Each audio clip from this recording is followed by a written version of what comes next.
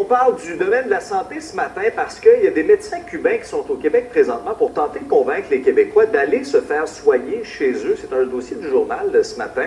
Dans leur tournée à travers la province, les médecins cubains qui promettent des délais beaucoup plus courts pour des chirurgies qui prennent souvent beaucoup de temps et plusieurs mois là, chez nous. On va regarder quelques exemples, là, entre autres. On regarde opération pour une hernie discale. Regardez les prix, 25 000 au Québec, alors qu'à Cuba, ça peut être fait pour 8 000 $. Aline Leclerc, donc président des services santé international.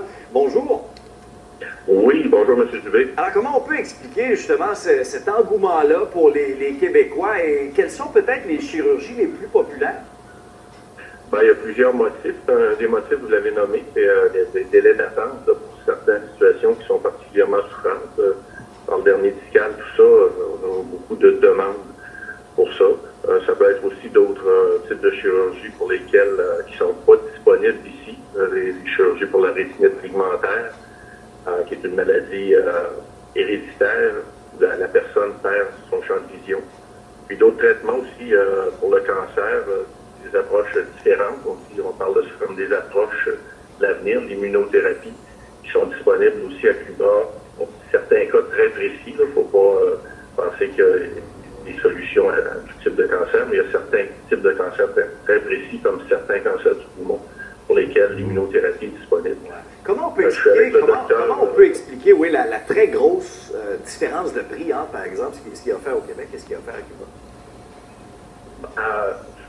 À Cuba, comme tel, la santé, c'est considéré comme un droit humain fondamental. La population cubaine a accès à un système de santé public et d'accès gratuit pour la population. Les prix qui sont offerts, avec le temps, le bulletin historique, on ne pourra pas faire ici, mais le tourisme médical, ils se sont mis à offrir des services médicaux aux gens de l'extérieur du pays.